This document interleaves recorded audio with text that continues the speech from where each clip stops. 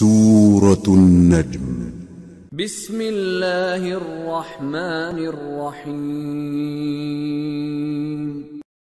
شروع اللہ کا نام لے کر جو بڑا مہربان نہایت رحم والا ہے۔ ستارے کی قسم جب غائب ہونے لگے کہ تمہارے رفیق یعنی ہمارے نبی نہ رستہ بھولے ہیں نہ بھٹکے ہیں اور نہ یہ خواہش نفس سے کچھ بولتے ہیں۔ یہ قرآن تو ایک وحی ہے جو ان کی طرف بھیجی جاتی ہے۔ ان کو نہایت قوت والے نے سکھایا یعنی جبرائیل نے جو طاقتور ہیں۔ پھر وہ پوری طرح بیٹھے جبکہ وہ آسمان کے اونچے کنارے پر تھے، پھر وہ قریب ہوئے، پھر مزید نیچے آ گئے تو وہ 2 کمان کے فاصلے پر ہو گئے یا اس سے بھی کم۔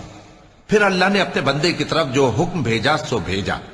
جو کچھ انہوں نے دیکھا ان کے دل نے اس کو جھوٹ نہ جانا۔ کیا جو کچھ وہ دیکھتے ہیں تم اس میں ان سے جھگڑتے ہو؟ اور انہوں نے اس کو یعنی جبرائیل کو ایک اور بار بھی اترتے دیکھا ہے سدرۃ المنتہا کے پاس۔ اسی کے پاس ہمیشہ رہنے کی بہشت ہے، جبکہ اس بیری پر چھا رہا تھا جو چھا رہا تھا۔ ان کی آنکھ نہ تو اور طرف مائل ہوئی اور نہ حد سے آگے بڑھی۔ انہوں نے اپنے پروردگار کی قدرت کی بہت ہی بڑی بڑی نشانیاں دیکھی۔ بھلا تم لوگوں نے لات اور عزا کو دیکھا اور تیسری مورتی یعنی منات کو؟ مشرکو، کیا تمہارے لیے تو بیٹے ہوں اور اللہ کے لیے بیٹیاں؟ یہ تو بہت ہی بے انصافی کی تقسیم ہوئی۔ وہ تو صرف نام ہی نام ہے جو تم نے اور تمہارے باپ دادا نے رکھ لیے ہیں، اللہ نے تو ان کی کوئی سند نازل نہیں کی۔ یہ لوگ محض خیال و گمان اور خواہشات نفس کے پیچھے چل رہے ہیں، حالانکہ ان کے پروردگار کی طرف سے ان کے پاس ہدایت آ چکی ہے۔ کیا جس چیز کی انسان آرزو کرتا ہے وہ اسے ضرور ملتی ہے؟ سو آخرت اور دنیا تو اللہ ہی کے ہاتھ میں ہے۔ اور آسمانوں میں بہت سے فرشتے ہیں جن کی سفارش کچھ بھی فائدہ نہیں دیتی مگر اس وقت کہ اللہ جس کے لیے چاہے اجازت بخشے اور سفارش پسند بھی کرے۔ جو لوگ آخرت پر ایمان نہیں لاتے وہ فرشتوں کو لڑکیوں کے نام سے موسوم کرتے ہیں، حالانکہ ان کو اس کی کچھ خبر نہیں۔ وہ صرف خیال و گمان پر چلتے ہیں، جبکہ خیال و گمان حق کے مقابلے میں کچھ کام نہیں آتا۔ تو جو ہماری یاد سے روگردانی کرے اور صرف دنیا ہی کی زندگی کا خواہاں ہو اس سے تم بھی منہ پھیر لو۔ ان کے علم کی یہی انتہا ہے۔ تمہارا پروردگار اس کو بھی خوب جانتا ہے جو اس کے رستے سے بھٹک گیا، اور اس سے بھی خوب واقف ہے جو رستے پر چلا۔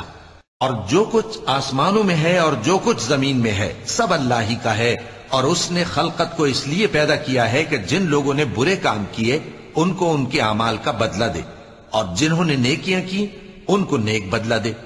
جو صغیرہ گناہوں کے سوا بڑے بڑے گناہوں اور بے حیائی کی باتوں سے اجتناب کرتے ہیں، بے شک تمہارا پروردگار بڑی بخشش والا ہے۔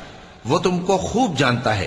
جب اس نے تم کو مٹی سے پیدا کیا اور جب تم اپنی ماؤں کے پیٹ میں بچے تھے تو اپنے آپ کو پاک صاف نہ جتاؤ۔ جو پرہیزگار ہے وہ اس سے خوب واقف ہے۔ بھلا تم نے اس شخص کو دیکھا جس نے منہ پھیر لیا اور تھوڑا سا دیا پھر ہاتھ روک لیا؟ کیا اس کے پاس غیب کا علم ہے کہ وہ اسے دیکھ رہا ہے؟ کیا جو باتیں موسیٰ کے صحیفوں میں ہیں ان کی اس کو خبر نہیں پہنچی؟ اور ابراہیم کے صحیفوں کی جنہوں نے حق کے اطاعت اور رسالت پورا کیا وہ یہ کہ کوئی شخص دوسرے کے گناہ کا بوجھ نہیں اٹھائے گا، اور یہ کہ انسان کو وہی ملتا ہے جس کے لیے وہ محنت کرتا ہے، اور یہ کہ اس کی محنت کا جائزہ لیا جائے گا، پھر اس کو اس کا پورا پورا بدلہ دیا جائے گا، اور یہ کہ تمہارے پروردگار ہی کے پاس پہنچنا ہے، اور یہ کہ وہ ہنساتا اور رلاتا ہے، اور یہ کہ وہی مارتا اور جلاتا ہے، اور یہ کہ وہی دونوں جوڑے یعنی نر اور مادہ پیدا کرتا ہے یعنی نطفے سے جو رحم میں ڈالا جاتا ہے، اور یہ کہ قیامت کو دوبارہ اٹھانا اسی کا ذمہ ہے، اور یہ کہ وہی دولت مند بناتا اور وہی مفلس کرتا ہے، اور یہ کہ وہی شیرا نامی تارے کا بھی مالک ہے، اور یہ کہ اسی نے عاد اول کو ہلاک کر ڈالا اور سمود کو بھی، غرض کسی کو باقی نہ چھوڑا، اور ان سے پہلے قوم نوح کو بھی۔ کچھ شک نہیں کہ وہ لوگ بڑے ہی ظالم اور بڑے ہی سرکش تھے، اور اسی نے الٹی ہوئی بستیوں کو دے پٹکا، پھر ان پر جو چیز چھا گئی سو چھا گئی۔ تو اے انسان، تو اپنے پروردگار کی کون کون سی نعمت پر جھگڑے گا؟ یہ پیغمبر بھی پہلے کے خبردار کرنے والوں میں سے ایک خبردار کرنے والے ہیں۔ آنے والی یعنی قیامت قریب آ پہنچی، اس دن کی تکلیفوں کو اللہ کے سوا کوئی دور نہیں کر سکے گا۔ اے کافرو، کیا تم اس کلام پر تعجب کرتے ہو اور ہنستے ہو اور روتے نہیں؟ اور تم غفلت میں پڑے ہو تو اللہ کے آگے سجدہ کرو اور اسی کی عبادت کرو۔ چونکہ آیت سجدہ تلاوت کی گئی ہے لہذا سامعین پر سجدہ واجب ہے۔ صدق اللہ العظیم۔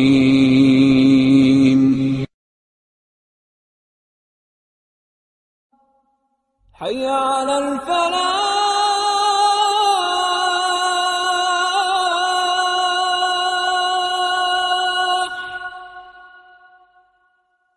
حي على الفلاح۔